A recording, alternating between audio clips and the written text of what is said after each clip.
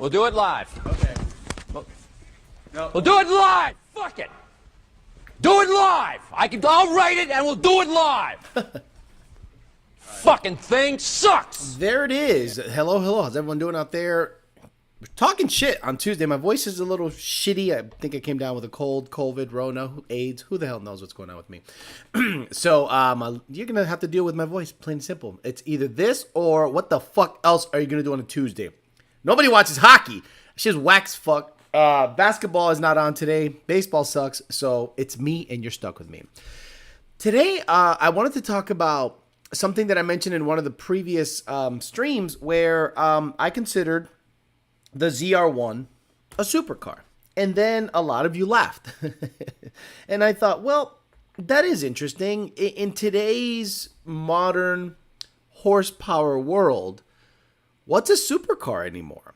I'm 44 years old. So growing up, I remember when Lambos were supercars, Vectors were supercars, the F40, most Ferraris, most Porsches, most what else was like super badass in the 80s and 90s that you would consider a supercar? And it was a very small, tiny window of what you considered to be a supercar. But nowadays, you make 1,000 horsepower in a base GT with on-3 twin turbo kit, fuel systems that have more wiring than it looks like a ball of yarn.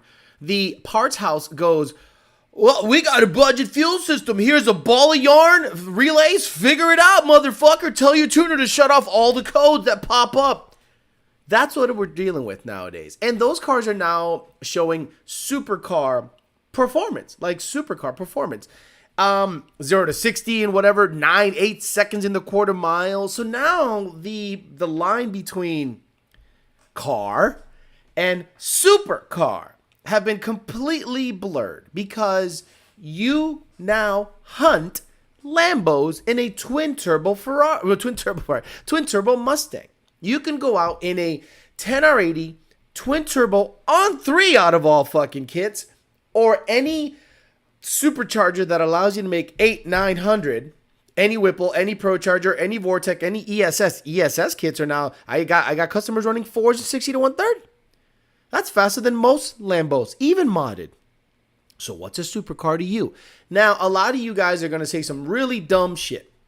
But you're not wrong. I'm just kind of trying to take the temperature of what you guys consider to be a supercar. And we'll talk about that today. But as always, I want to say hi to the sponsors. And thank you to the sponsors for making this show possible. Oh my God Cookies, 2 Auto Solutions, Ben Calimer Transmission, who is getting his shit stolen left and right, but he's going to do something about it. Again, if you buy shift forks from anyone else, MT82, they're probably a copy of his.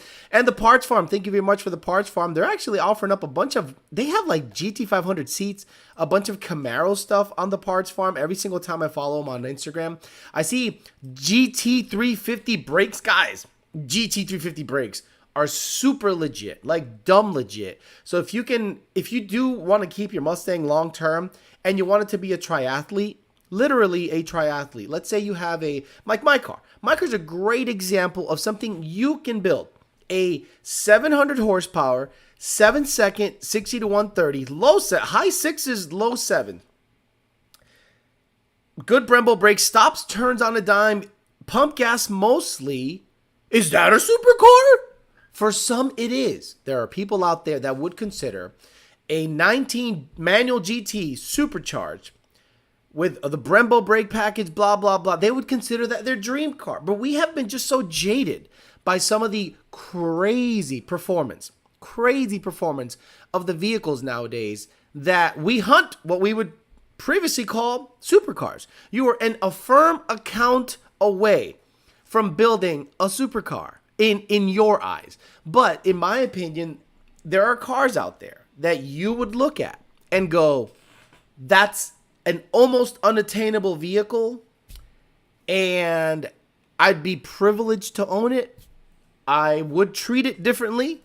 I don't treat my GT500 any different, only for the fact that I don't drive it because it's a all-out drag car with a turbo 400. If I take that car to ice cream it back, I can expect 200-degree trans temps because of the loose converter. It is a straight line car only. It's got good brakes. Brand new, it wasn't $100,000. And I think that's one of the metrics. Like, what are the metrics that make a supercar? I think one of them is 6 figures. That's right. One of the craziest things you guys might think is, given the definition of a supercar, is the price. Because it is slightly out of reach for many. Back when I was growing up, houses were $175,000 to $275,000, and you had a nice fucking pad. Now, $400,000 buys you a 1-1 with 0.002 acres and maybe a driveway. I don't know if it's inflation or just insanely. I think the division between the homeowners and you're going to see a huge rift in about 10 years where people making $100,000 a year cannot afford a home. If you got one now, keep it, because in 10 years, you'll be in an exclusive club and everyone else will be renting, and that's simply how society is kind of changing. So what's a supercar to you? We'll talk to you guys. Tell me what you think of supercars, and we'll talk about it most show long, but let's say hi to the people here. Let's get on the chat and talk some shit. We got Diego Flores, Jared Wells, TBE King, I'm Hung Solo, Robo Style, Gallo Bravo, Rican 50, Donkey, Mac, Fresh Pasteles, Andrew Slots, Phil Fez, Fresh Pastelazo. The pastries are complete. They have arrived. Bruce Lee, Rican 50, JD Swag, everyone please hit the like button. I really would appreciate that. 273 people on, 111 likes. If you haven't liked it now, go fuck yourself. Thank you very much. Jason Josue, YouTube Corrupt, the other mod, Monty 540, Kanye Asada, Melissa, good looking lady. I don't know if we're giving away cookies today. I don't think so. I think we already gave some away on the peasant chat. We'll just hang out with Uncle Alec. TJ Sikorsky, Aggressively Average, Alfredo, Matt, TRD, 508, Quentin, JPR, Rami Zaidan in the house, Scott N, High Roller, Clip Clop the Horse, Walter, Ashton 50, Alfredo, Oliver, Miguel, EPA, TBE King, Nick Santarpia, gonna get the gap real soon, Jose Sanchez, Rami's in the house again, Tri-Web Boss, Spicy Chicken, PNW, Alfredo, Rich, Rami, everyone's in the house. Okay, so let's get some of your comments out of the way. Man of War gave me $6. That's how you do it, puppy. You want to get my attention, you pay a brother. That's how I like it. Or you become a member. The other way you guys can support the channel on a monthly basis is becoming a member. That actually really makes a big difference. You have access to 30 or so videos that no one else does. Once in a while, I upload to the members only. Maybe I'll have a members only chat one of these days if I do this full time. There'll be a lot more perks to the members chat. Probably see my dick. Who the fuck knows? As I say that, someone said seniors in the house. We're good for free cookies or coffee every Tuesday. Fuck it. We'll do it live. We'll give away cookies or coffee today. Fuck it. We'll do it live. Fuck it. Exactly. I love Bill O'Reilly. What's good, Alex? Badass that you want to get a ZR1. I love that, brother. So nobody has really said it's a negative. A lot of people have wondered if I was actually serious. And I'm in a very good position to buy a ZR1. Truth be told, I was in negotiations with a gentleman to buy one, and it's still up in the air. I proposed something to him to not have the banks involved, because this is what's happening, right? I was looking at a 2009 ZR1. Very good price. The guy was vouched for by people. I don't want to mention his name, but it was a, nice ZR1. It's been owned by everybody. It has like 7 or 8 previous owners, but it looks like someone bought it for a year and then just traded it in for something else, and it was never modified. So I thought, okay, this one has some miles on her. It has a good service record. It's the color I like. The dash isn't coming apart, and the owner has been vouched for by close friends. So the banks, one bank here, Space Coast Credit Union, which is financing my white car. I applied for a loan, boom, instantly got it, not a problem. And they said, but because the car is not in Florida, because it is a Florida-based credit union, they want to forego some of these weird tax stamp things that happen when cars come out of state. So they said, unless the car is titled in Florida, we can't do anything for you. I said, I understand. Thank you. Got with another bank out of California, and their stipulations were ridiculous. But they also approved me. But then they started going, well, we basically don't want you to have any, like, not even a balance on a credit card. And as many business owners do, they pay a quarterly tax. So every year I owe on taxes, every freaking year, because I make okay money, especially on the YouTube channel. So they saw that as like, oh, that's going to be a problem. I go, what do you mean? I make payments, quarterly payments, or estimate. I make payments on taxes instead of giving them a whole lump sum. I spread it out throughout the year or quarterly, which most people do. But if you owe taxes, and they didn't like that. And then they, after approving the loan, after talking to the owner, after doing everything, I'm saying we got to the finish line and they took the rug and they go, whoop, nope, you have to pay off your tax balance in full for us to feel okay to give you the loan. Not a problem. That means it's not meant to be. Not a problem. So we backed off the deal and we said, hey, let's revisit this some other time. The guy's a great guy. The car might sell because it's a good price, and I wouldn't begrudge him if he did sell it to someone else. But I tried twice, and twice was approved, and then later on denied based on silliness, car not being in the state. The other one potentially not, because they wanted everything paid off before that I even got the car, or I got the loan. So, you know, my mind was racing and thinking, I'm like, maybe I sell the GT500, maybe I sell the Trans, maybe I can keep both. I can afford both. I can afford both cars, not a problem. But then I'm like, does it make sense? No, it doesn't make sense to keep both. Number one, the GT500, it's a drag car. If I start taking the Trans out of it, putting a Trans in it, where the hell am I going to do that work? Where? What garage am I going to do that work in? Mikey, I love him, but he's a busy cat. And I have a schedule. Like, YouTubers almost have to have their own techs. And I understand why Cleat has a garage full of techs. Content needs to be updated often. I can't wait 2 months for a date if I want content. I almost have to either have my own place, which is impossible in Palm Beach County, and I tried, or have a tech that has an aggressive schedule with me that I will pay him a premium to give him I'm going to give you work, but it has to be done in a timely fashion, and I don't have that. And I said, you know what? It's right now, it's not the right time. So what I'm going to do is I'm going to clean up the GT500 and put it for sale for a month and see if it sells. If it sells, it's meant to be. I'll get a ZR1. After seeing that gentleman's ZR1 and doing my research, there's a ton of them out there, newer and with less miles. So I don't think getting one is going to be a problem, but getting one under my circumstances that I want to meet, meaning I want to be cash heavy, is going to be a little difficult. Sam50 says, Supercars, you pay for the refinement and exotic materials. The six-figure price tag follows because of the super high cost of R&D. Oliver Bryan, oh my God, if I click over here, you just disappear. Holy shit. Let me fix this over here because this is so fucking stupid. Where's Oliver Bryan? Here we go. Says, hey, Alex, did I hear you say that MT82 D4s can be swapped into 350s? Yes. I think Ben Callum Mercedes 2 would be good for a 10-speed for a 10 PSI, twin turbo 350. Thoughts? Yes. The D4 MT82 fits in GT500s, GT350s, Gen 1, Gen 2, and Gen 3 Mustangs. The D4 fits in all of those. All you have to do is mate the proper clutch to the proper vehicle, and it is actually a really good upgrade. The D4 MT82, especially the Ben Callum ones, if you get at least a stage 2, which has upgraded forks, can fit into those. But again, guys, let's stay on topic. With you on the taxes, I do monthly because I'd forget I'd waited for the quarter. Right, yeah, RH Lambos are superior to everything. They're just too good. There's nothing like them.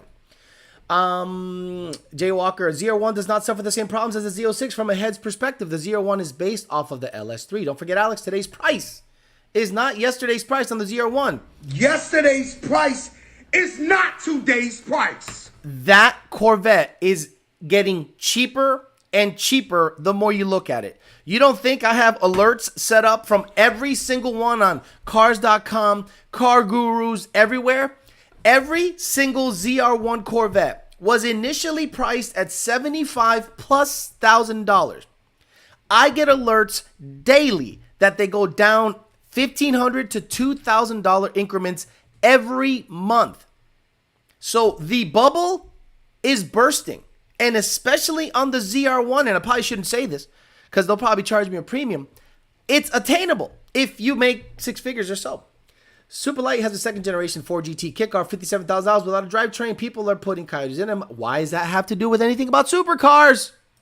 Porsche 911 twin turbo PDK is the most car I have ever owned. Sup, Alex? Puro pinche 956 a la verga, cuz. Checking in from the Puro pinche 956 a la verga, cuz. Puro pinche 956 a la verga, cuz. I want a ZR1, but got to be responsible and buy a building for my warehouse. I had a decision to make. Buy a house, buy a ZR1. Buying a ZR1 is not going to give me YouTube likes or anything. It'll satisfy the urge to have a torquey, high-end stick vehicle with an IRS and a TVS. I mean, it is... We've talked about this. We've talked about ZR1s. You guys have thought that I'm like a Corvette hater. I hate Corvette owners, just like I hate Terminator owners. They're both gay. Where the fuck's my phone? Man, who knows? My phone's fucking gone. Fuck it. So, theoretically, what would be a perfect vehicle in your opinion? My most favorite power adder ever is a TVS. And I've told you guys a VMP Gen 2R is the perfect TVS. So this Corvette has a 6.2, a T56, essentially, right? Isn't it basically a T56? A really well-built, from the factory 6.2, a 2.3 liter TVS, 630 something horsepower, IRS, carbon brakes, carbon hood, carbon roof. How can you not say that's like in supercar territory when Lambos make 600 horse, R8s? You know, so when I mentioned I thought it was a supercar, to me a lot of people laughed, and I said, interesting. I thought that was in supercar territory. Brand new, they were $100,000. A 09 Corvette with under 30,000 miles, ZR1, mind you, is still $70,000. 70. That's that's over 10 years old, guys. It's crazy to me. It's true. As a Corvette owner, Alex hates us equally. I have a degree in mechanical engineering now, and even still, a house feels completely unattainable. In Palm Beach County, maybe you guys live in similar, like Tennessee. Let's say, for instance, you had a 1 acre lot in Tennessee. Your house, you bought it new 10 years ago for $220 or $250. Then the market went retarded, and yours can sell for $500 or $600. The problem you're going to have is this.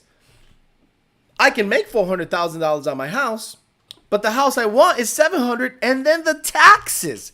Can you even afford the taxes on the house? I said to myself, why? Do I need a house? No, what I need is a garage with 2 bays and a lift and room for my dyno and a badass audio system. And I could literally live on a loft on that goddamn garage and be the happiest. I don't want to cut grass. You think I want to come home and cut grass? You think I want to, decorate? You think I want to paint? You think I want to do the roof on that bitch? Boy, you psycho. Someone said 6060. Thank you. 6060 is in the ZR1 factory. Backdive Cobra is a supercar. I believe so too. Supercars are in the 6-figure range from the factory. In my opinion, ZR1 is King Daddy. ZR1 is a supercar, commonly accepted as one. But there were people that laughed at me in the previous chat where I said I was in the middle of negotiating with somebody to buy a supercar. And people said, ha ha ha, supercar. And then later on in that chat, I mentioned ZR1 and people laughed. I went, wait a minute. For those of you that are over 40 years old, remember the Supra being called a supercar? Because of its performance? Remember the Supra? You see the poster, you see the center of the magazine, and you're like, they said, this is a supercar. Then guys in the same breath were laughing when I considered the C6 ZR1 a supercar. No, I work on the high-end exotics, and if you're talking absolutely stock, the latest GT500 gives all of them a run for a lot less money. I agree. Ian Martha in the house at Publix saying, hey, better off getting a house, bro. How is it better off getting a house? How is it better off getting a $500,000 house that is a 2-2 with a quarter acre? Tell me, Joey G, how is that better? What is that going to do for me? See, here we go. Presidential spam with the dumb shit. And this is the issue with car guys in the modern age. So if I put a carbon fiber hood on my EcoBoost, it's a supercar? No. Your car is a rental car and it was sold as a rental car brand new. Brand new. It was sold as a Fleet Hertz rental car. Nobody looks at an EcoBoost and says performance. But he goes, well, if I put a carbon hood on my supercar? You fucking clown. I love these clowns. Joey is about to get. Could you imagine someone says that about a ZR1? That's why I don't go to meets. You know the guys that criticize the badass cars are the guys that have never had a badass anything. Have never had a badass anything. Same guy that would say, well, it has a Proline built motor, it should go force.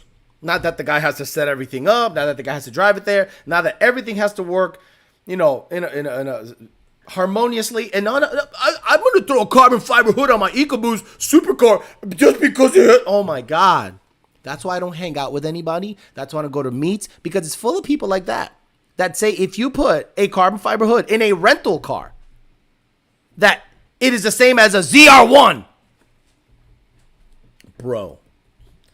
Alex, I bought my 2010 ZR1 for 41 and just sold it. The market was high, made 60 and easy 20. I was being sarcastic because sarcasm absolutely translate over text. I think people confuse supercars and hypercars. ZR1, GT500, NSX are supercars. Lamborghinis are hypercars. Now, this is where people would disagree with you, because this is what people would say. What's a hypercar? What makes a car so super? Like Superman is a man. Unless he identifies as a woman, so who knows? But Superman is a man that, flies, can't get killed generally, unless there's some kryptonite, bullet-shaped kryptonite shot through his heart or brain, right? That's how Superman dies. He is super. He is a Superman. What makes a super car? So if you have an EcoBoost, that's a car, barely. Got half an engine. What would make that car super? Oh, shit. Two valves are super. What is your opinion on the Ford GT? Supercar. Ford GT, 600 plus horsepower. Over 6 figures. The handles, stops, does a lot of things in a super fashion. I watch a lot of drag racing from the pad. Kids are dominating with Corvettes out there. 3% of it. I don't know when you go to the pad, but one day it could be or the next day it could be Fox bodies. You never know. Hypercars like $500,000+ cars. My mom says my car's super. Mike Bravo finally boosted the truck. Guess who's tuning it? Most people say Bugattis, Paganis, Koenigseggs are hypercars. 3-valve, most affordable supercar. So what the GT500 did, the 2020 GT500, is put itself in the middle of everything. 10-second quarter mile, decent handling car for 2 laps until you have to replace the tires because it's a 4,200-pound car with Sport Cup 2s. Really smart. DCT. So it doesn't do anything great. What does the GT500 do great in stock form? Let's be honest, half of you guys can't afford it, half of you can't fucking mod it. And if you do, it's affirmed. So it doesn't quarter mile badass. It doesn't stop badass. It doesn't turn. It does a lot of things pretty damn good. It's a triathlete. Now, for lemon and honey tea. If I rent an Ultimate, put carbon fiber stickers on it, is it a supercar? Alex is a super guy who gives solid advice. McLaren P1, Porsche 918, Ferrari LaFerrari were considered hypercars. I think the first hypercar was a Variant. Black Cat, Supercar 180, Hypercar 200. The 2014 GT500 goes 200 miles an hour. The Model S Plaid goes 200 miles an hour. Is that a supercar? Is the Plaid the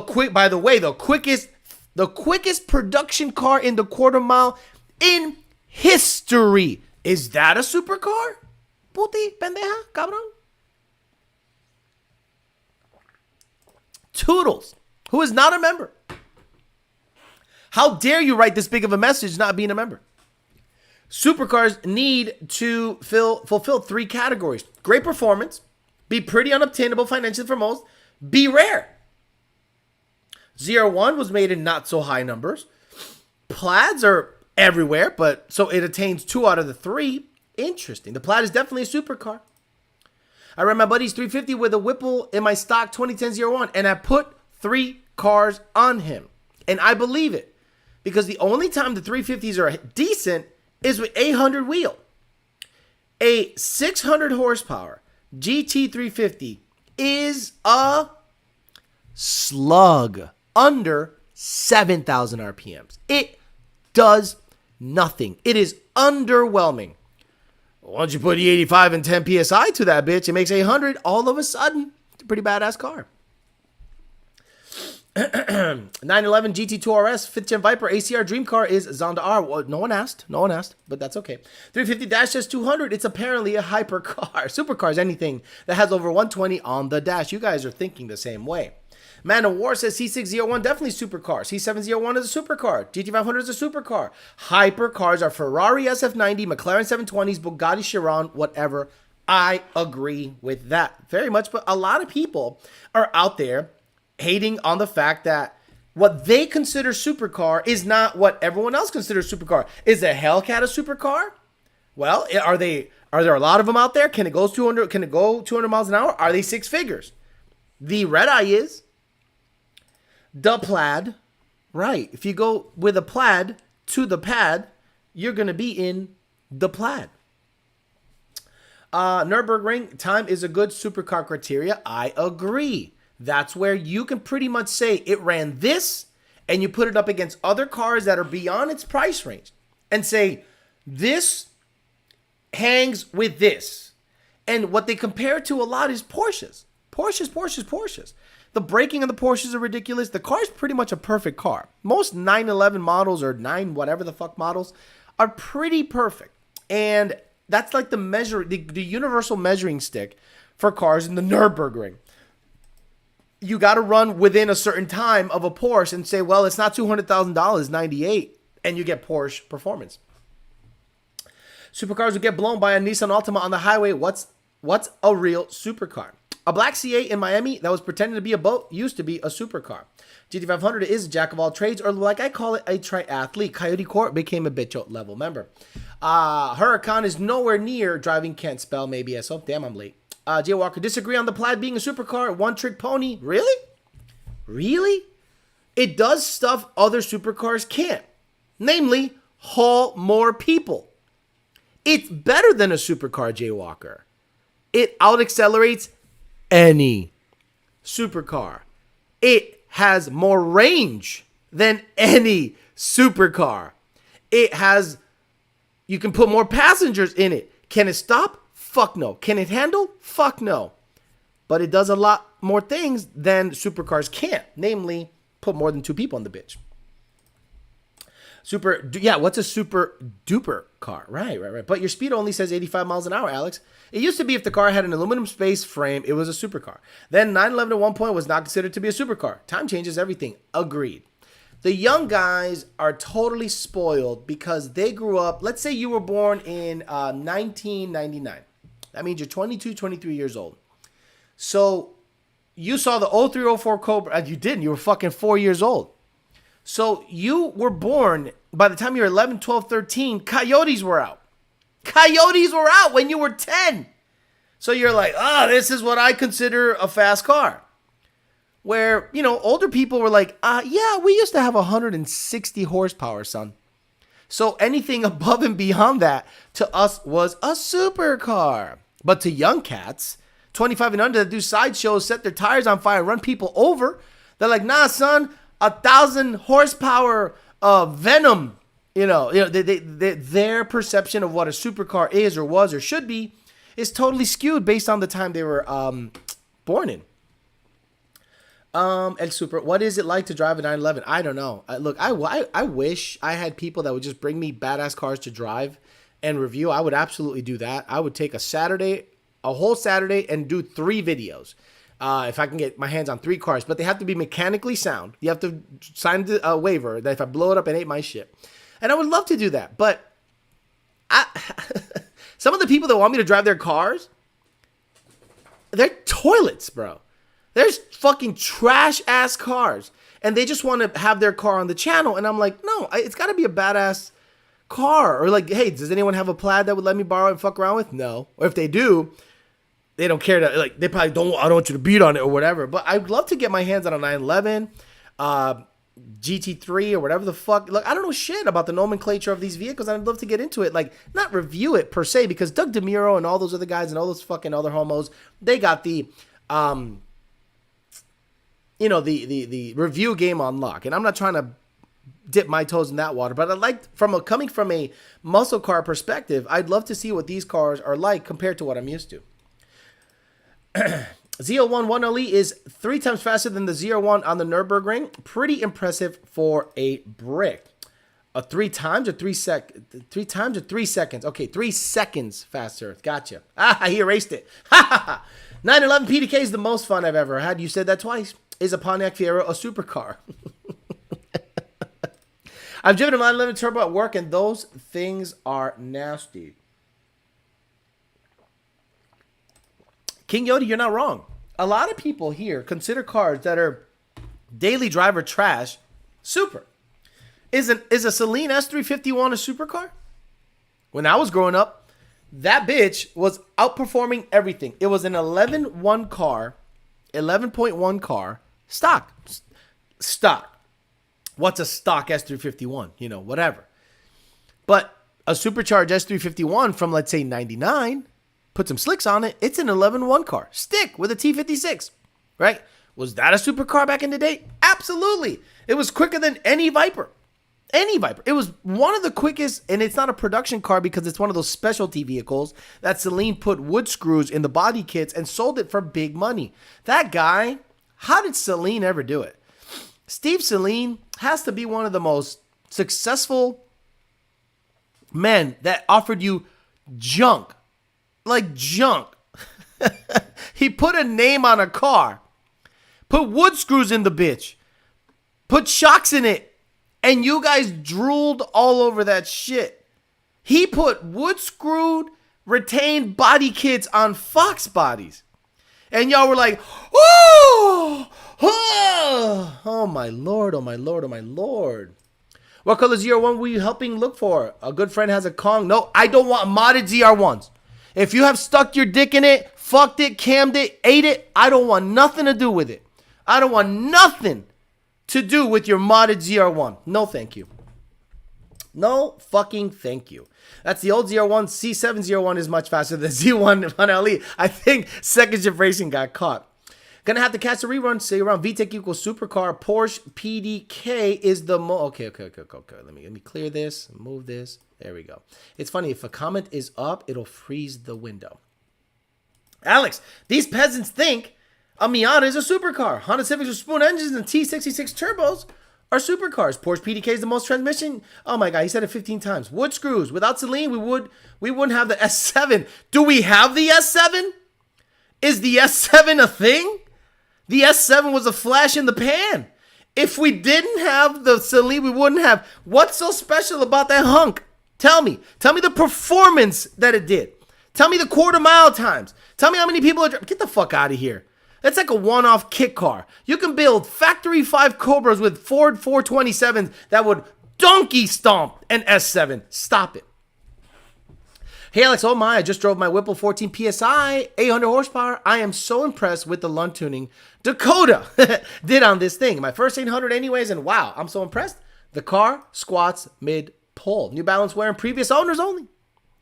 Here all you need to know is about 911. 911 Turbo S is all-wheel drive, 640 runs low 10s, 3 RS and a rear-wheel drive, and near 9,000 RPM redline. Both amazing, both different driving experiences. Then I want the Turbo S. Turbo S. 88 Callaway Sledgehammer was the King Daddy Corvette for many years.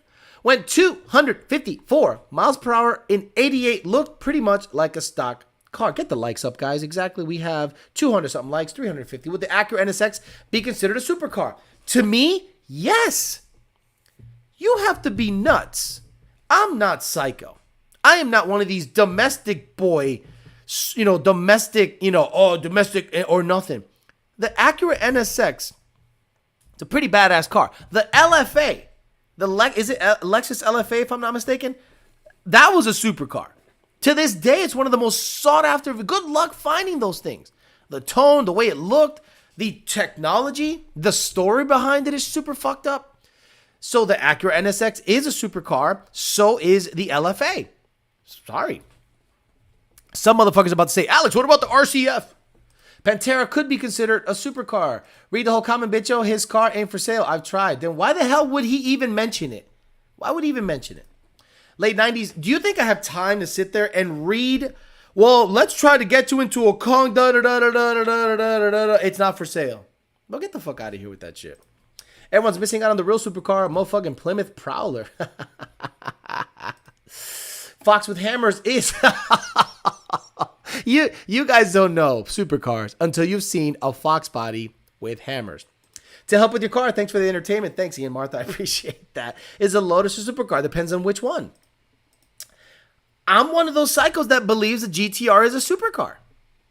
If you think the GTR is not a supercar, then tell me what is a supercar, and I'll guarantee the GTR is a better car than what you consider a supercar. Guys, you seem to forget that GTRs handle really fucking well. GTRs aren't even fair sometimes. All you guys see is quarter mile and roll racing GTRs. That's all you see. Get out there on the street, launch it, turn it, and stop it. It is insanely capable in all aspects. And some people, just because they hate on GTRs, say that it's not a supercar. That's like saying, have you seen the interior? Have you seen the interior in the Lamborghini Countach? Looks like shit. That's the interior. I love how people give a fuck about the interior on a car. Meanwhile, they drive a 89 Celine. I love people go, the interior of the GTR is fucking trash, bro. Fuck that car. That car's whack. Let me get in my T5 wood screw holding the body kit up, having ass 200 behind the neck horsepower. And you go, yeah, real American muscle. Fuck, bro. Your IAC starts to act up. Idle starts to surge. Fuck GTR interiors. Man, get the fuck out of here. What the fuck is wrong with people? Get the fuck out of here. I'm gonna fuck you out right now, motherfucker. Oh, gotta love it. Gotta love it. GTR also has an under 3 second 0 to 60. If you don't think the GTR is a supercar, you are sadly mistaken. That car does it all. I have a kid in the complex that has owned like a bunch of badass cars. He's owned a GTR, like a Nismo edition, whatever the fuck. He's owned a Red Eye, black Red Eye. He currently owns a Plaid, and I think he's going to get sick of that and get something else. And he owns some badass Audi. And I asked him, out of all the cars, out of all those cars that you've had, the Plaid, the Red Eye, the badass Audi, and the GTR, which one do you miss? Which one? He goes, the GTR. He goes, the problem with my GTR is this. Someone backed into me and put a little dent in it. And even after I fixed it, I just didn't care about it anymore. I just kind of like lost all of the desire to keep it because it's now ruined. I totally understand that train of thought. My white car was my first brand new car from 0 miles. I'd never owned a brand new car. I would be devastated if that thing got hit. I wouldn't really. I see that car and I go, man, that's a nice car. I like that car. Yeah, it's a base performance package GT. Whatever. I like that car. It looks good. Does what it needs to do. It's a beautiful car. If it got hit, I probably wouldn't give a fuck about that car anymore. I only hate it because Nissan sucks. For about 5 years, the GTR basically destroyed anything under 350 in the ring. They drive their girls Altima. My supercar is now experiencing 420, 430 codes. If you start taking off catalytic converters in 2022, expect codes. I'm sorry, guys. The days of no codes, nothing on the dash, badass performance, software that actually indexes shit properly are gone. It's over. It's over. It's over, Johnny. It's over. It's over. Nothing is over. Nothing. You just don't turn it off. That might be a little low. Let me turn it way up. There we go. Let me turn it way up. It's over, Johnny. It's over. Nothing is over. Nothing. You just don't turn it off. Tuning in sounds like Alex is in the zone. Would a 350R be considered a supercar? No. No. It is a premium GT. No. It is not a supercar. The Shelby GT350 is not a supercar. The Shelby GT350 is not a supercar. Price. It's not yet. Yesterday's price Is not a supercar. not today's price. Is the Mach 1 a supercar? Is a certified. is a highly optioned GT a supercar? No. No. The Tesla in space is pretty super. Yes, bro, same thing with me when they keyed my last car. That DeLorean was the baddest supercar. Nothing on my dash. Got cats on the new headers. Oh, guess what? They're inefficient. PL 420 and 430 codes are cat system inefficiency codes. So your green cats, your aftermarket cats that guys are putting in their headers and saying, it's emissions legal.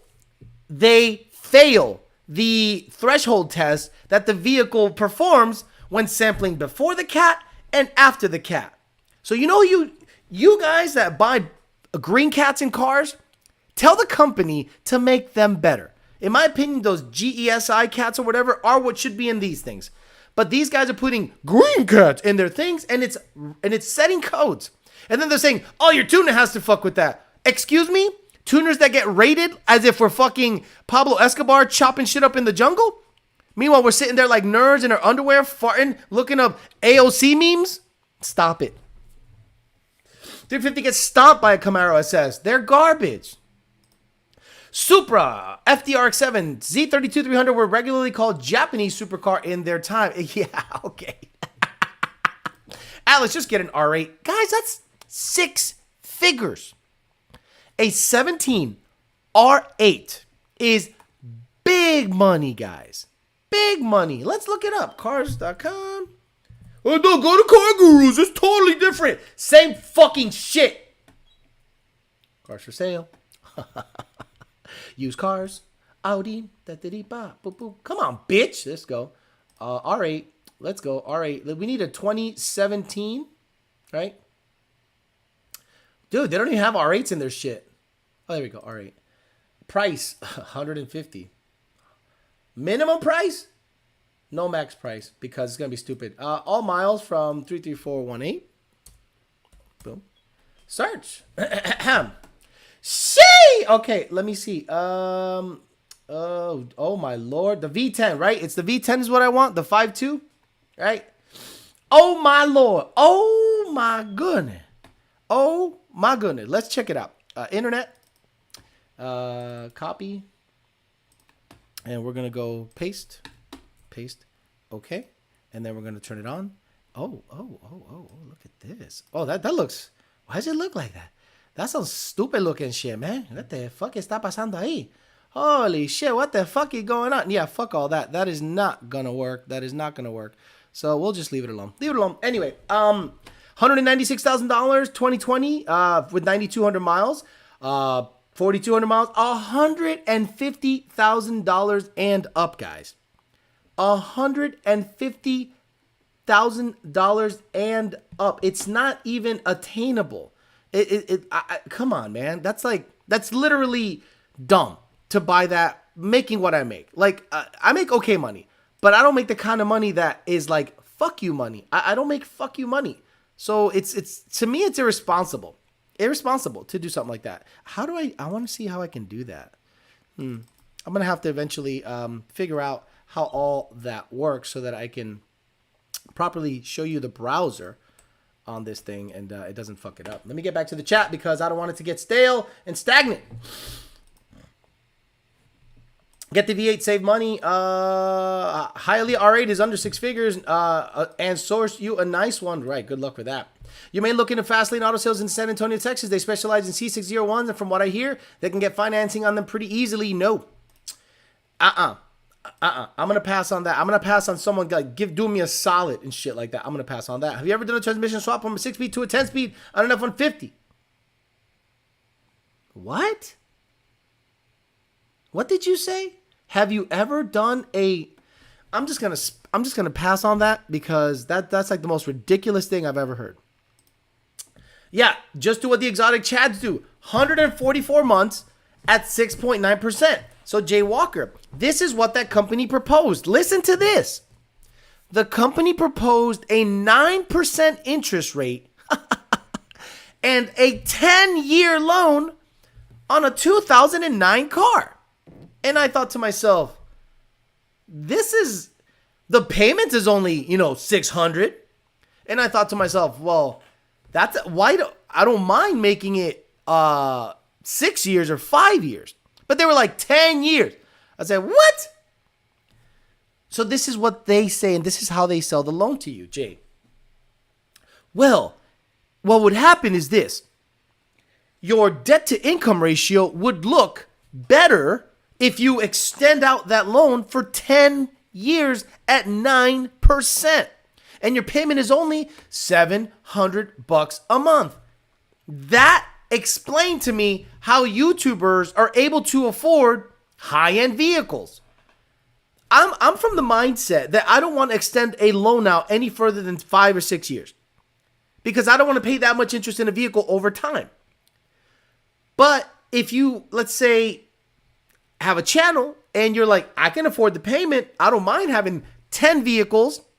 Each vehicle payment is $600 and my channel makes $20,000 a month. I have $6,000 in car payments and the content rolling in. I'm like, I was blown away by that. So I was like, can we work that out to be 6 years? She goes, well, your debt to income ratio won't look. I'm like, I don't think it matters at this point, dude, because I'm planning to pay it off in like 2 years. That's really the plan. Get the ZR1, sell the GT500, roll some money into the ZR1, be debt-free, and own a ZR1. I own the GT500. Why not own the ZR1 with a small, very small amount financed?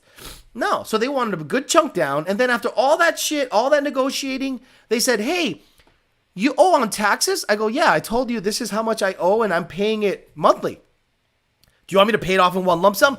Oh, yeah, I don't think it's a good idea for us to give you a loan if you have a tax burden. I go, so if I pay off the tax and pay off the one credit card I have, would it look much better? He goes, yeah. And I'm like, meanwhile, I make good money. I have minimal to no debt, and I could buy this car cash if I wanted to, but I don't want to come off the cash. It's fucked up. Wind up being $300,000 for $125. Right. Enjoyed yesterday's episode. I would probably get into a Can-Am X3. Okay. Let's stay on today's episode. You would have paid that off in 2 to 3. Anyway, I understand that.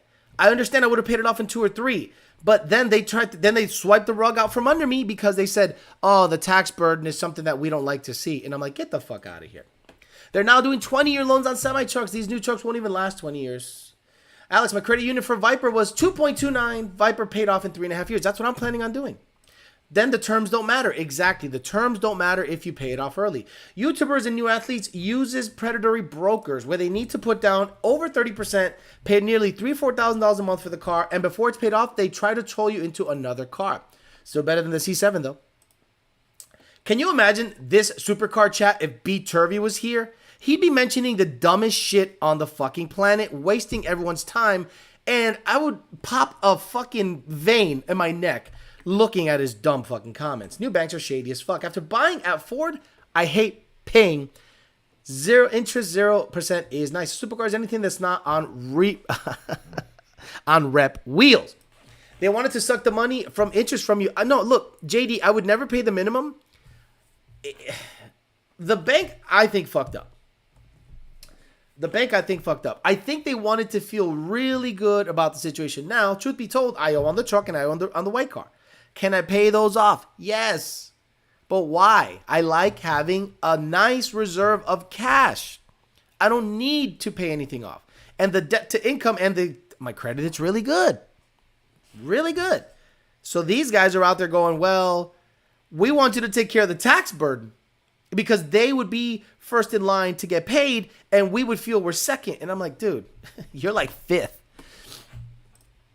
Right. Homie wants you to have a mortgage for a car. Yesterday's episode is not right. Aldo Shifts comes in. He goes, hey, that episode where you broke up with your girlfriend 5 years ago, man, I love that episode. I want to talk about it on this episode. We need to hear that girl asking the puro pinche means. Do I have that? I think I do have it. I like bent over and she was like, whoop, and I was like, you know, and we like, Puro Pinche 956 Alka. What does that even mean? You just made me say a gang. I'm not no gang member. Gotta be careful too. You get approved for 5% interest. Dealer says best we could get you is 8 and pocket 3% of your money in interest.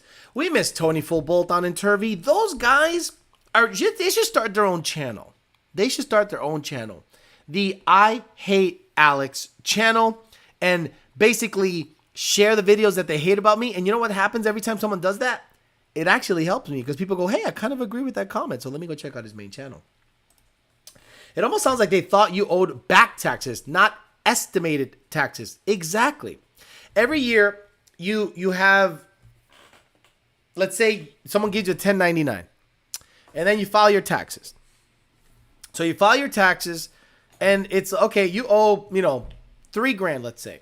So are you going to say, well, let me just get rid of this $3,000 and be done with it if you got it? Or would you say, well, I'll pay you in 4 months and $750 increments per month?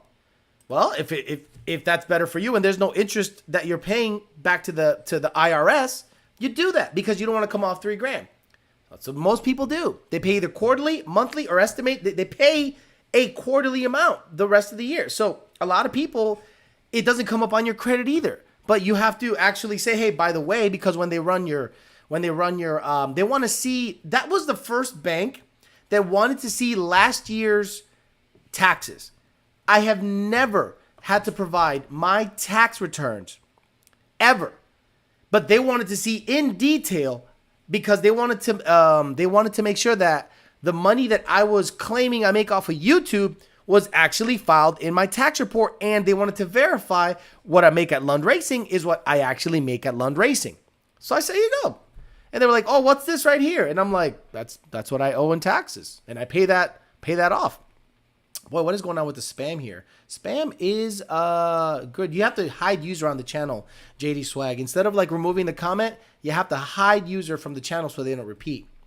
The Butt Buddy podcast. Turvey lives on his chat. Remember we lost? Okay, I made them match my credit union 3.24 on a Saturday. I think Tony Full Bolton was a legit boomer. No, Tony Full Bolton, one of those guys that has like he's a stan. He's 100% a stan. I'm too good to call and write my pen. This will be the last package I ever send your ass. A guy that knows everything about your show. And if you don't do exactly what he thinks should happen on the show, he feels you hurt him personally. Wait, why aren't you doing this? Bro, I know you. We're bros. We know each other. I know exactly what you need to do, man. Why don't you listen to me? I'm just trying to be a fucking fan. I love you. Oh, can I suck your dick real quick? They want a tax return like you were getting a mortgage. Right. And I think it's because of the terms of the loan.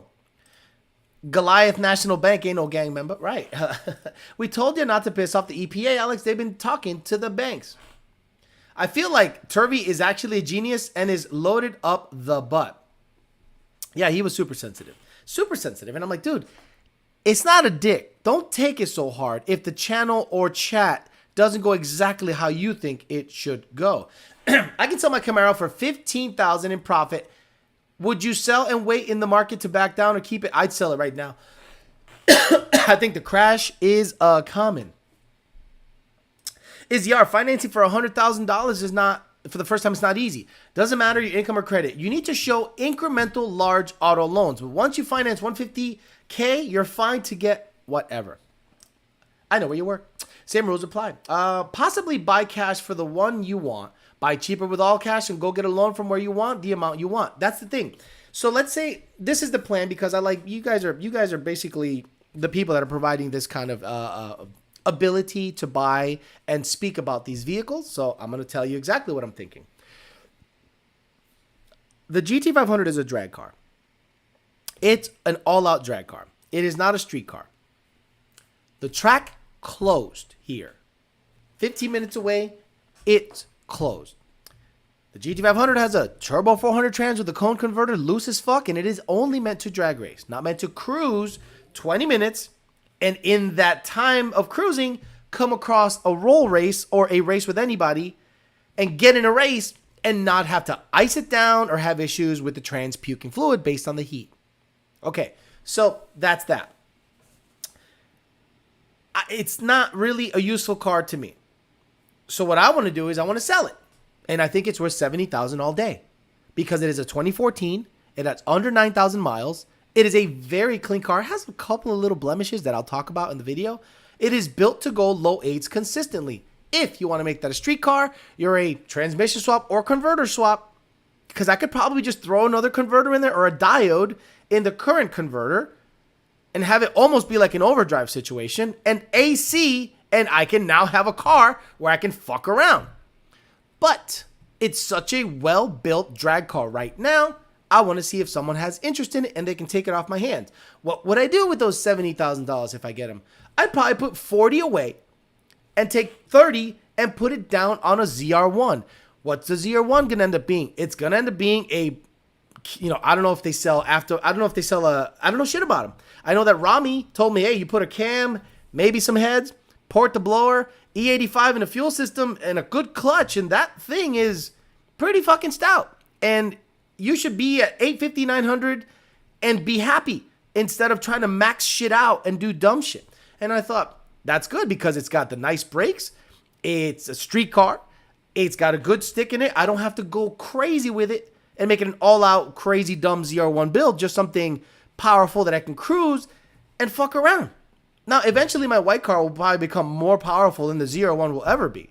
But that's what I want out of it. Right now I have a GT500 that just sits. Sounds like you should pay off your taxes. Oh my God. Only 69,000 miles though. What's he talking about? Put your cash in CD. No, thank you. Turvey's like Rayman, but he was a customer. I financed 30, 80, and in a few years, hopefully 130 in a vehicle. You got ripped off.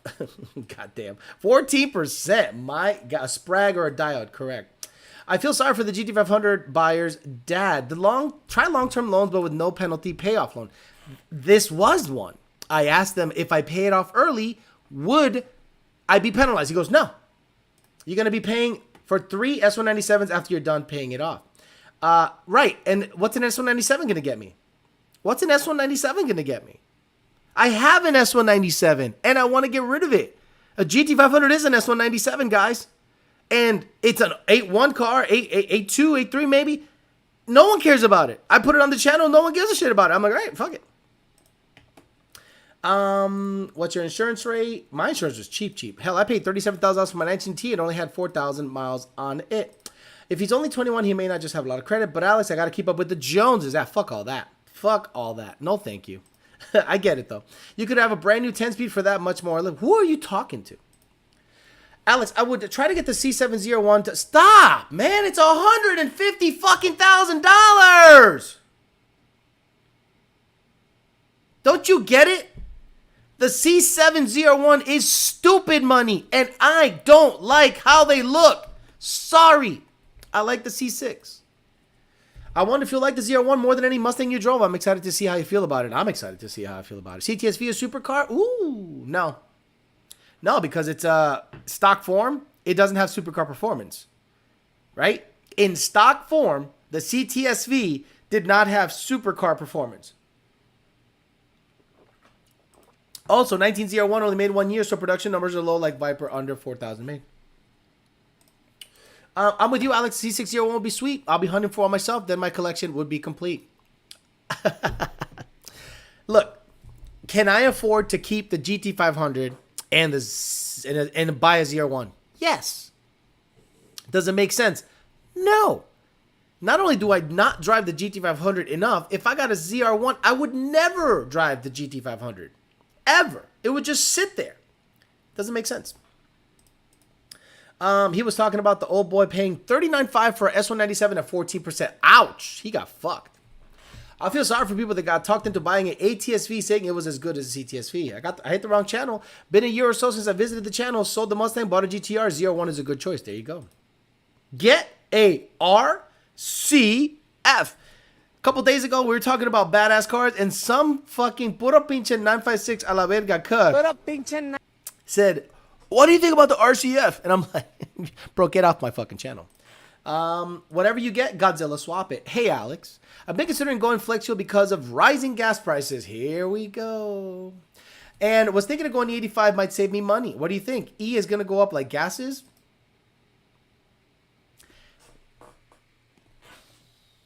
You know, E85 is $4.20 a gallon right now, right? You know, E85 is like $4 plus everywhere. And you need 30% more of it to fuel your car adequately, meaning you'll get less miles per gallon with E85. Could you imagine someone doing the math? Well, I'm just going to put E85 in it and I'm going to be fine. And then they're like, you know, I'm filling up every other day instead of once a week. I wonder why. Yeah, 01 would be dope to have. That giant wing looks ricer. Would you consider a C6 Grand Sport? Nope. Ben Callmer had one. He got rid of it in a heartbeat. Ben Callmer had a C6 Grand Sport. He goes, cool car, not worth having. Doesn't E burn faster too? Right. Alex does not like the C7. I don't like the C7 at all. E85 is not that cheap. Exactly.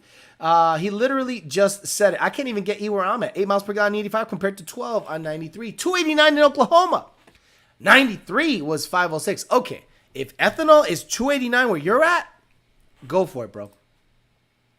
Bring back Poppy Trump E prices. I remember paying $1.80 a gallon the good old days. Yes, 2 years ago. Could you imagine? Look, a lot of you are not that old, and I'm not that old to remember Jimmy Carter. This is exactly Jimmy Carter 2.0. Weak on foreign policy, weak on domestic policy, stupid on gas, stupid on environment. Jimmy Carter did all of this. And you know who came after Jimmy Carter? Ronald Reagan. Ushering in the booming 80s. Cocaine everywhere.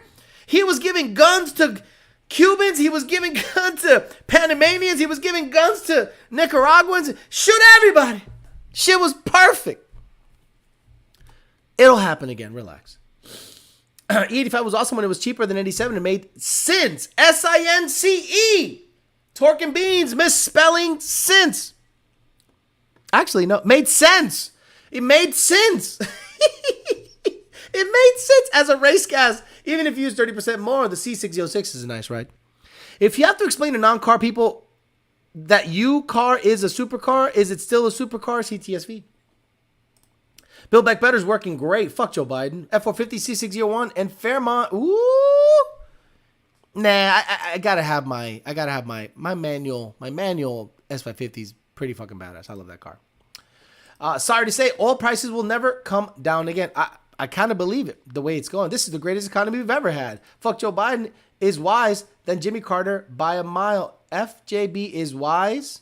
I don't know what he means. Just hope we can survive Jimmy Carter 2.0. God help us all. We're the fact checkers and fluffers. Weak on everything. Weak, W-E-E-K, as opposed to strong. Rail carriers are placing embargoes on ethanol. People ain't got no sense anymore. Proud to admit, part of the FJB community. Almost $8 a gallon here in Canada. Bro, Canada's super fucked up. No Canadian can tell me anything about anything in history. Sorry, JD Swag. Y'all were locked down for like a year after everyone else was out there partying. People are going into your house and taking your shit, and you're letting it happen. That Canadians are super fun. No, Alex, that's Alberta. On this part of the and this is shh.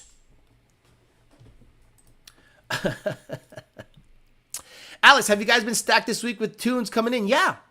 We're averaging, let me see. We're averaging 30 or so new tune orders daily. That's what, 150 a week? And that's not counting revisions. What I'm saying is new tune orders, meaning a new, brand new customer. 30 or so daily. New emails every week are like 500. Revisions. Because look, Mike Bravo. Mike Bravo's a good example. F-150. Got it dialed in on Flex E85. Send him a new trans tune. He was happy. Boom. Bought a blower kit. Plus 500. Here you go. So we don't count those as new tune orders. We count those as revisions or upgrades. But new tune orders is like at least 30 a day. For a while it was like 70 a day. And this is the slow time of the year. It's starting to slow down. And new tune orders are still popping. So things are pretty good. Wait till multi-tune comes out. It'll be a slow rollout, but it's going to be nice. That makes no sense. Look at Canada. Prime example as to why you don't give up on your guns. No sense. Trudeau has Canada by the balls. When Canadians say anything about anything, I'm like, shut up. You guys live somewhere where they have absolute control of you. What do you not like about the C7? Agent 5.0, real simple. How it looks. I don't like how it looks. It's just not something I look at and go, that's a bad bitch. It's just not my thing. I agree with you, Alex. I'm from Canada. Alex Amory checking in. FLK forever. Canadians. Affirm gas, right? I forgot I had the Affirm logo in there. Let me see what logo. I forget, guys. I apologize. But I forget. I have all these logos in there. And I totally, when I see Affirm, I'm like, where'd you get that? And I'm like, if you're a member, you have access to all these emojis. Oh, wow. Too many. So hopefully it'll, let me see. I got to back it out. There we go. Will it send it? Let me see. No, it won't send it. How do you clear it? I guess you can't clear it out. There we go. Perfect. I'm about to upload a YouTube short of my E85 fill up 2 years ago, $1.85. I thought you guys forgot about me, but you guys are just super busy. Yeah, Coyote Court, we're slammed. And then Dakota's gonna have a vacation soon, and we're gonna have to pick up his slack. So I'm gonna be pulling my non-hairs out of my head. I can't wait for the multi-tune. These guys misspelling are the same guys who think 3 valves are supercar. Spam everything. The growth of the channel. I speak highly of Lund. Thank you very much. No sense. Ford More Performance says, I filled up my 04 Camry this morning with $80. They got the COVID QR codes in China like they tried to do here. Another year goes by in Canada. Still no Stanley Cup. Like, I'm blown away you guys give a fuck about that. Like I'm blown away that anyone gives a fuck about hockey. Let's be honest. They had a lockout and no one cared. Love ya. I know it's a hard sport. And yes, all those guys can kick my ass on ice. I get it. When they had a lockout, no one cared. Like, no one gave two shits. Canadians got to watch what they say or might go to jail. I think C7 looks tough coming down the road. Just my opinion. I don't like it. It reminds me of the C3. It was very polarizing in the looks department. What's multi-tune? Don't worry about it. Tell Mike Bravo to take you to Cavazos drive-thru. Gonna have to affirm my super chat soon due to the recession. Alex, get a 3 valve and then crash it. So, okay. I actually thought about doing that. So let's listen to this idea I had, right? because, you know, you guys like content. I was thinking of getting cars, but I don't want to be like accused of copying Whistling Diesel because I don't want to like throw rocks through the fucking windshield. What I want to do is beat the ever-living shit out of a car just to see how long it lasts.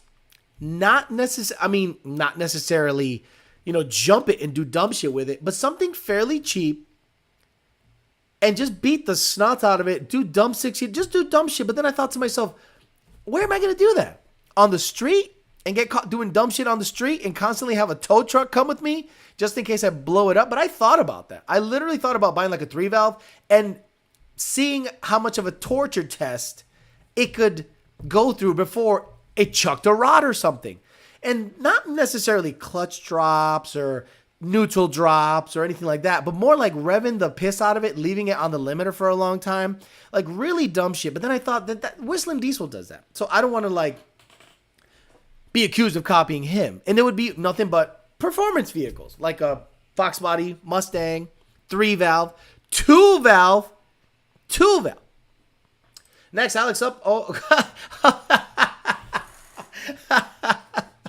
Oh, you need Supercar 3-valve, the kilometers. What's hockey? Sorry, trying to swipe talk and delivering. Take it to Barstow. I don't know what the hell that is. Fill the 4.6 with canola oil. Alex is going to Freedom Factory. Right. That's called Buy the Hellcat at 20 years old. Alex, what's he talking about? What's he referencing? 2 shows ago? What's happening? Sounds like the 24 hours of lemons here in Cali. Yeah, start with the 3-valve or New Edge. The New Edge would last a while because it doesn't make any power. So the New Edge would last a little bit. If I got a New Edge, like a 99 or an 04, 2-valve with the bullet wheels and the tan interior and just beat the shit out of it. I don't know. I don't know. Put a blower on one and pull it to death. There's a guy named Roman who crashes cars there, had purple Eclipse convertible. Would you need a revision after a cat delete?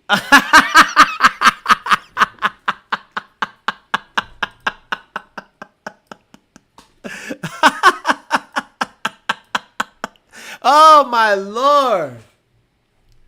Would you need a revision after a cat delete? Guys, let's give him the cookies. He said, would you need a revision? Would you need a revision after I delete my catalytic converters on my car? Brian, you win the cookies. Brian wins the cookies. I need you to hit up DoMyGodCookies at DoMyGodCookies_LLC. And you absolutely win the cookies or your choice of coffee from DoMyGodCookies.com. EPA and Melissa, grab Brian, please, and give him some cookies. What the fuck is happening? I am legit, give him the cookies. We need to kill him with kindness. EPA would need to know your location. That's right. Send him cookies. No, we're not going to send you, tainted cookies. Oh my God, cookies. That's the best cookies around. And that is the best comment of the day. What the fuck is going on? Hide user from the channel. Get him out of here. Thank you, Melissa. I appreciate you grabbing the gentleman. PM him or do whatever you need to do. You guys get together and give him the cookies. He asked me, Alex, after I delete my catalytic converters, hey, Alex, after I remove all this emissions equipment, can I send a data log so you can revise the tune to totally make it not have lights? I'm blown away. That there are still people left that do not know about the EPA stuff. I am blown away that there are people out there that still do not know about the EPA stuff. They're either ignorant or I have no idea why they still don't understand that those are words that should never even be put together in a sentence. I'm sure it was a sarcastic comment. He wins the cookies. And it made me laugh. It made me laugh.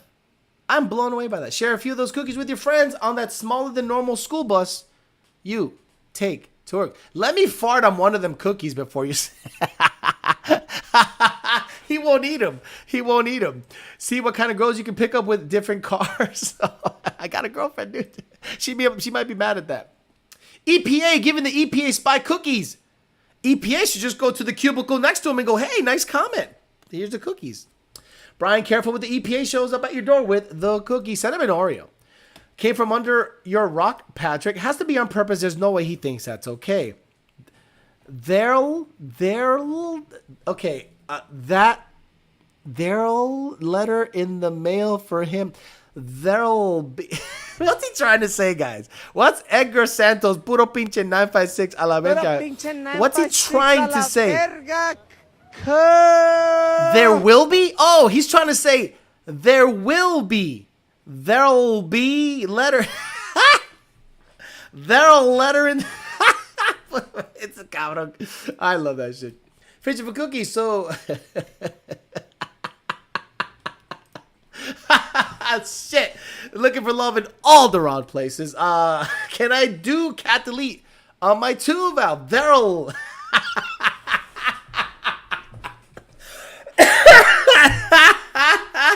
See, I should have given you 4 eggs and cookies since there'll. Oh my God. Jesus Christ. Mr. Crack Dealer, do you sell new crack pipes? Oh my God. There'll since you need to stop it. That's the best. The best. I don't know what he was trying to do. Like, I want to be in that guy's brain when he's trying to type that out, and he's like, "Wait, I want to look like I'm not a total fucking beaner. So there will be. Oh, put an apostrophe after there and put 2 L's, and just put there'll. There'll." Yeah, you could run that shit through a spell checker, and a little red squiggly line shows up under the word, as if to suggest, hey, we don't know what the fuck you're trying. And if he's on his iPhone, do you know how many times he had to tap on that word so that the uncorrected word actually was typed out? You ever do that on your iPhone and you're like, type something retarded, and the iPhone's like, did you mean there will be? No. Why this stupid thing keeps telling me to change the fucking conjugation of the word? There'll said, duh, stupid iPhone. If Brian doesn't claim, Edgar can have them. Right, if Brian doesn't claim, Edgar can have super pandejo.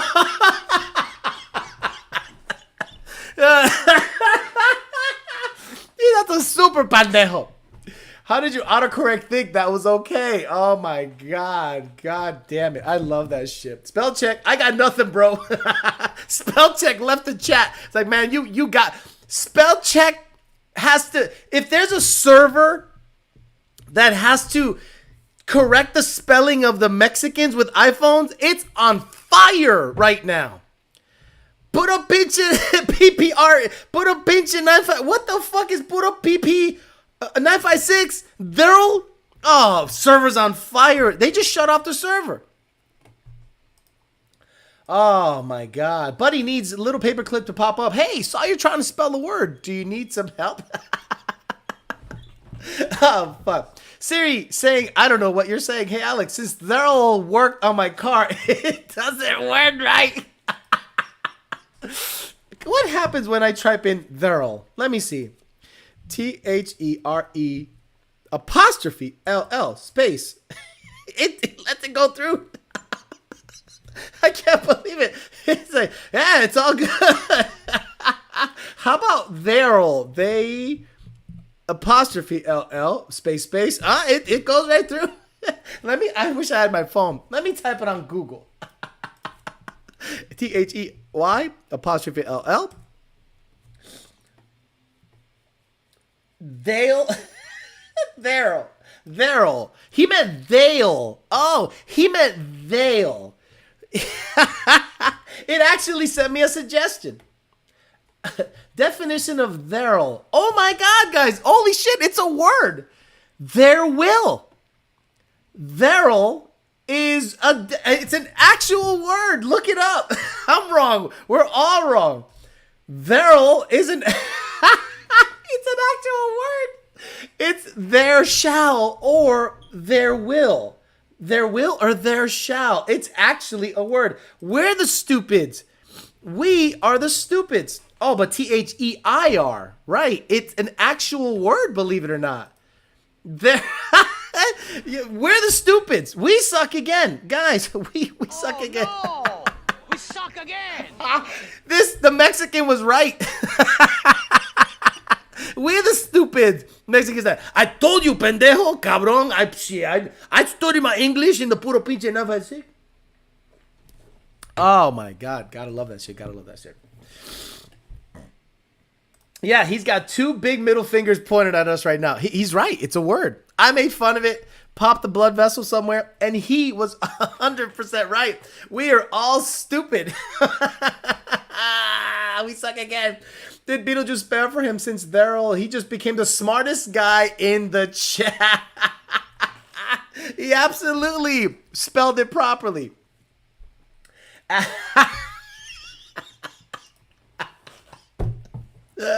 Oh, bro, this is the best chat ever. I'll be honest with you guys. There's 333 on, and I have more fun on this chat than most of the stuff that happens during the day. Like, there aren't many things that I look forward to more. Getting on and just talking some shit, and it's so much fun. It's like being in a meet that isn't full of retards, where everyone can have a voice. You can win some cookies at the same time, and we can shoot some ideas back and forth.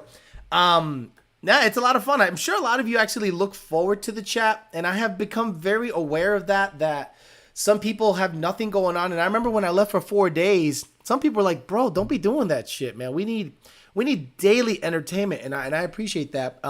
It's difficult, don't get me wrong.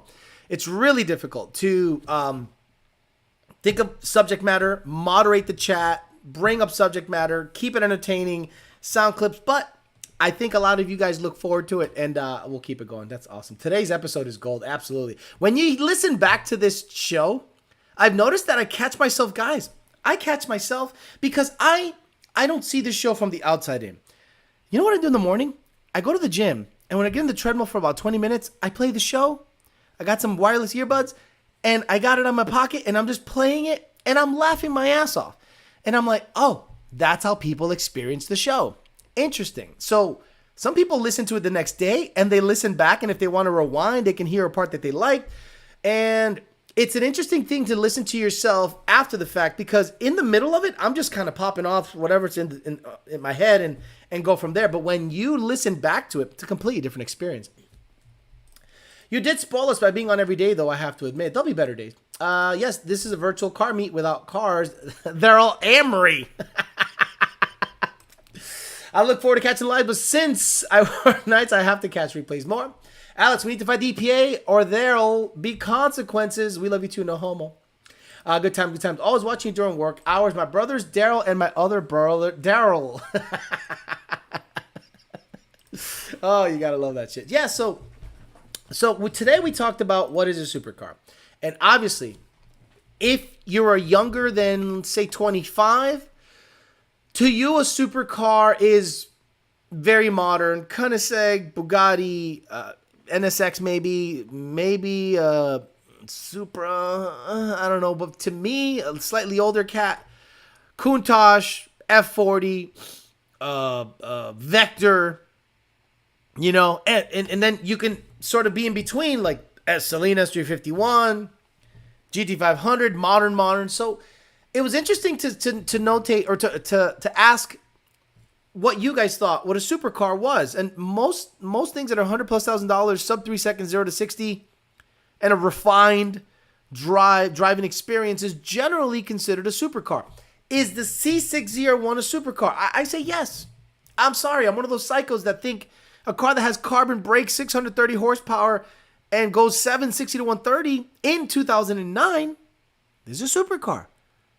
R8s are supercars, and I don't think they have that kind of performance. Or if they do, I'm not aware of them. So it is a completely different mindset depending on what you're used to as to what you consider a car that is super. Sex bots are great. I love these sex bots. GTR is a supercar. Yes, we already talked about it. The Countach is a perfect example of how disappointing it is to meet your childhood hero. If you guys watch Ammo NYC, he does detailing. AMMO-NYC. He's a detailer, has a great channel. I actually buy his products. He seems like a cool cat. He went out there and found a garage find Countach. What a hunk of shit that was. I was absolutely blown away. What an absolute piece of shit. And I grew up watching Cannonball Run. I'd watch Cannonball Run, and I'm like, oh my God, if I owned that car, da da da. No fucking way would I ever think of getting a Countach. Fuck no. Oh my God, what a piece of junk. You're late to the party, Eric. You are late to the party, brother. Ammo is amazing content. It really is. The guy has like some kind of ability to give a fuck about cars that, like, to detail a car to that level, to me, requires some kind of mental issue. Like super, what do you call it when you need everything to be put in order? I forget. This is true. Never meet your superhero. Guys, I hope none of you guys think I'm like some cool motherfucker in person. Melissa and James met me, Mr. EPA. I'm nothing special. I'm just a fucking normal dude. I hope you don't think I'm like this, like, bigger than life character. Like, I am way more outgoing here. You know why? Because no one's here and I'm by myself. It's awesome. In front of people, I kind of like do my own thing, you know? So don't think I'm going to be wild and entertaining in person. I'm just like a regular cat that kind of just likes to do his own thing. Larry's the man when it comes to detailing. Yep, same here. GT500 was a hero for me, and now I own one, and I kind of half care. Is there such a thing as a super truck? OCD. Thank you. OCD, OCD, OCD, OCD, OCD, OCD. Meticulous. OCD, OCD, OCD, OCD, and I don't know what he's saying. He is super meticulous. Obsessive compulsive disorder. Yes. He did a Grand National, and he did the 84 Trans Am. Oh! The kit car. Oh, bad ass shit. Alex, if you're in Georgia area, I would like to detail and ceramic coat the white S550. I am not in the Georgia area. So I'm way down here in Palm Beach County. I met you a long time ago, VMP days, super laid back, strong handshake. Watch Top Gear video, C601 versus R8. Ooh, I'm going to do that. I've met Alex before. He was definitely quiet at first, 100%. I disagree. You're a very cool dude. Yeah, that's you. They're different, though. You know me. You know me. You know, all the motherfuckers don't know shit. But yeah, Nixon Tarpey is like a friend, like someone I actually see often, and, you know, I'm a friend of his. Love Larry's latest content. How to get a car 95% in 1 day turnaround for flipping. Yes, that was a great episode. The Trans Am looked phenomenal, but his equipment is ridiculous. Alex is nothing special, guys. I threw him off my line. John DiNapoli's like 6'3", a big fucking dude. Hey, what's up? Here are your injectors. Congratulations. Get me the fuck out of here. And Will Fowler likes it. All right, guys, I'm going to get out of here. OC apostrophe D.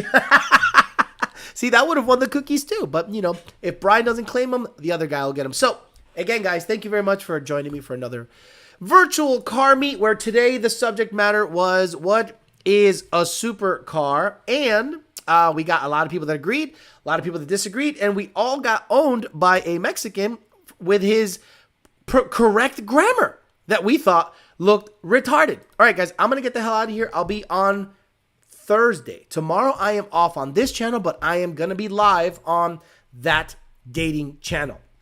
The dating channel is absolutely taking off. The weekly standalone videos every Saturday are tripling in views over the lives.